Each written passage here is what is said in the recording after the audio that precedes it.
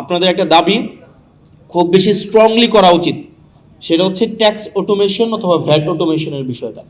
আপনি দেখবেন কিছুক্ষণ আগে উনি একটা ডেটা দিয়েছেন, আরজিএসসির একটা হচ্ছে রিসেন্ট একটা রিসার্চ আছে, সেখানে 1,28,00,000 টিআইএনধারী আছে, 1,28,00,000, কিন্তু আয়কর রিটার্ন জমা দিছে 5.5 লাখের মতো, মানে এটা 5%ও না। আবার আমাদের রেজিস্টার্ড বিজনেস প্রতিষ্ঠান আমাদের প্রায় 1 কোটির উপরে আছে, সেখানে দেখা যায় বছরে 5 লাখ 7 লাখ হচ্ছে আয়কর রিটার্ন দেয়। এটা দেওয়ার কারণও আছে, আপনি যখন আয়কর রিটার্নের যেই ধরনের বর্তমানে যে ট্রেডিশনাল পদ্ধতি, এই ট্রেডিশনাল পদ্ধতিতে দেখা যায় আপনার পেপার কমপ্লায়েন্সের অনেক জটিলতা, এবং কিছুদিন আগে একজন বিজনেসম্যান বলছিলেন এনবিআর যেটা রয়েছে এটা বেসিক্যালি হচ্ছে এখন ন্যাশনাল ব্যুরোক্রেটিক রিপ্রেশনের একটা বলা যায় এনবিআর স্ট্যান্ড ফর।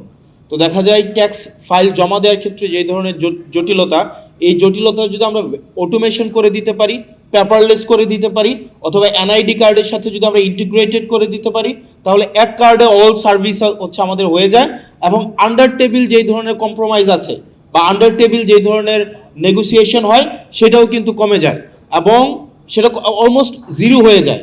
সেজন্য আমাদের ক্যাশলেস, পেপারলেস এবং এনআইডি ইন্টিগ্রেটেড ট্যাক্স এবং ভ্যাট অটোমেশন, এখন এটা শুধুমাত্র সময়ের দাবি না, এটা অনেক দেশে, আমি যদি ইউরোপিয়ান অনেক দেশে দেখি এটা অলরেডি অনেক বছর ধরে সেটা প্র্যাকটিসে আছে।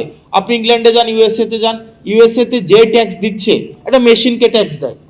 ইউএসএ দেখা যায় আপনি যখন একটা ট্যাক্স দিবেন, একটা হচ্ছে আপনি একটা স্ট্রিটে বিভিন্ন কর্নার বুথ থাকে, আপনি ওখানে ট্যাক্স দিচ্ছেন, ওখানে কোনো আপনি কে ট্যাক্স নিয়েছে কোনো ব্যক্তিকেও আপনি কখনো দেখবেন না, আপনার ওই মেশিনের সাথে হচ্ছে আপনার হচ্ছে কমিউনিকেশন হচ্ছে। তো সেখানে আন্ডার টেবিল কোনো ধরনের কম্প্রোমাইজ করার কোনো সুযোগ থাকে না। বাংলাদেশে দেখা যায় এই জিনিসটাকে পেপার ইন্টিগ্রেটেড করে রাখা হয় এবং ব্যাপারটাকে খুব জটিল করে রাখা হয়। সেজন্য যারা ব্যবসায়ী আছে তাদের সুবিধার জন্য এবং আমরা বেশি করে ট্যাক্স এবং ভ্যাট সংগ্রহ করার জন্য আমাদের বর্তমানে ট্যাক্স এবং ভ্যাট অটোমেশনের কোনো বিকল্প নেই।